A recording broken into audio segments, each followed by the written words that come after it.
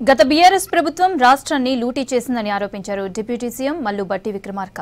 100 మంది కేసీఆర్లు అడ్డం వచ్చినా తెలంగాణ రాష్ట్ర ప్రగతి ఆగదన్నారు. అవినీతికి తావు లేకుండా పారదర్శకంగా ఆస్తుల రిజిస్ట్రేషన్ జరిగేలా రాష్ట్ర ప్రభుత్వం స్లాట్ బుకింగ్ విధానాన్ని అమలు చేస్తుందన్నారు మంత్రి పొంగులేటి. రాష్ట్ర పంచాయతీ కార్యదర్శుల సమస్యలను త్వరలోనే పరిష్కరిస్తామన్నారు మంత్రి సీతక్క.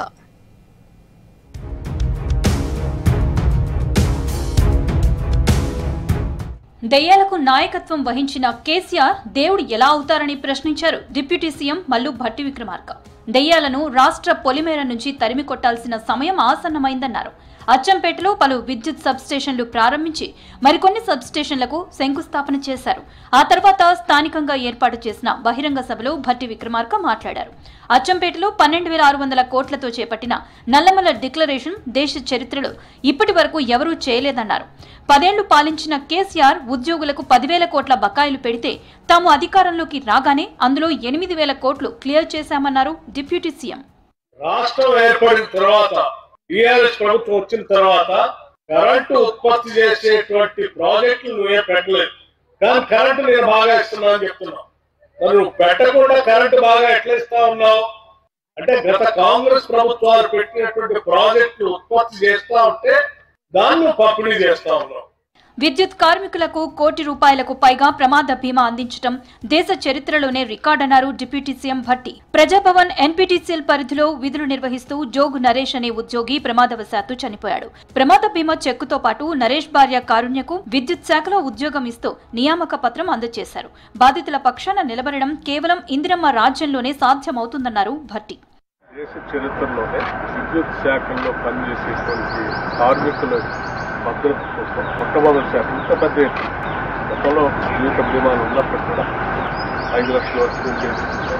ఒకటేసారి ₹1 కోటి పైబడి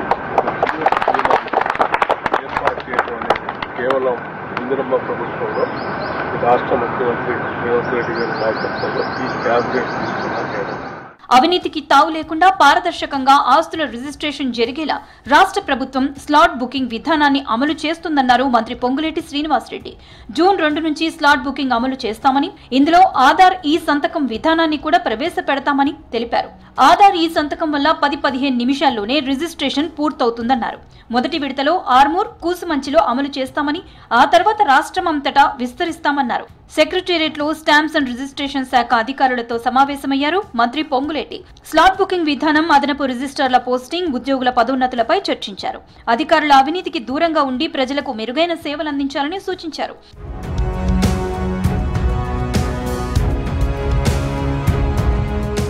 సెక్రటేరియట్లో మంత్రి సీతక్కతో తెలంగాణ పంచాయతీ కార్యదర్శుల ఫెడరేషన్ కార్యవర్గ సభ్యులు సమావేశమయ్యారు. పంచాయతీ కార్యదర్శుల పెండింగ్ సమస్యల పరిష్కారంపై మంత్రితో చర్చించారు. శాఖ పరిధిలో ఉండే అంశాలను వీలైనంత త్వరగా పరిష్కరిస్తామని, కేబినెట్లో పరిష్కరించవలసిన అంశాలను సీఎం దృష్టికి తీసుకువెళ్తామని హామీ ఇచ్చారు మంత్రి సీతక్క. గత ప్రభుత్వం అవలంబించిన విధానాల వల్ల పంచాయతీ కార్యదర్శులు 1,00,000 సమస్యలు ఎదుర్కొంటున్నారని చెప్పారు. న్యాయపరమైన చిక్కులు లేని సమస్యలను పరిష్కరిస్తామని హామీ ఇచ్చారు. త్వరలో రెవెన్యూ శాఖలో గ్రామ పాలనా అధికారులు రిక్రూట్ అవుతారని, ఆ రిక్రూట్మెంట్ పూర్తయితే పంచాయతీ కార్యదర్శుల మీద పనిభారం తగ్గుతుందన్నారు మంత్రి సీతక్క.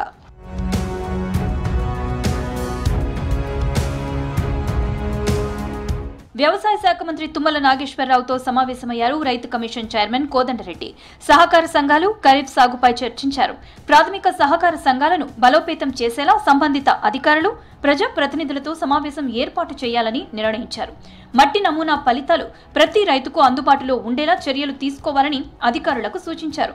అగ్రికల్చరల్ యూనివర్సిటీ ద్వారా ప్రతి రెవెన్యూ గ్రామాల్లో 3 రైతులకు ఫౌండేషన్ సీడ్స్ ని అందించాలన్నారు మంత్రి తుమ్మల. ఫౌండేషన్ సీడ్ తో ఉత్పత్తి అయిన పంటల నుంచి మళ్లీ విత్తనాలు సేకరించి రైతులకు తిరిగి అందించేలా చర్యలు తీసుకోవాలని సూచించారు.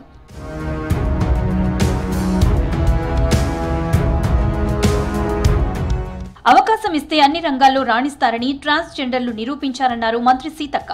ఇందుకు ట్రాఫిక్ అసిస్టెంట్లుగా నియమితులైన ట్రాన్స్జెండర్లు ఒక నిదర్శనమన్నారు. ట్రాన్స్జెండర్లపై వివక్ష పోగొట్టేలా రాష్ట్ర ప్రభుత్వం వారిని ట్రాఫిక్ అసిస్టెంట్లుగా నియమించిందన్నారు. తెలంగాణ మోడల్ గా మిగతా రాష్ట్రాలు హిజ్రాలను ట్రాఫిక్ అసిస్టెంట్లుగా నియమిస్తున్నాయని తెలిపారు. సెక్రటేరియట్లో ట్రాఫిక్ అసిస్టెంట్లుగా విధులు నిర్వహిస్తున్న ట్రాన్స్జెండర్లతో సమావేశమయ్యారు సీతక్క. ఈ సందర్భంగా ప్రభుత్వానికి ధన్యవాదాలు తెలిపారు ట్రాన్స్జెండర్లు.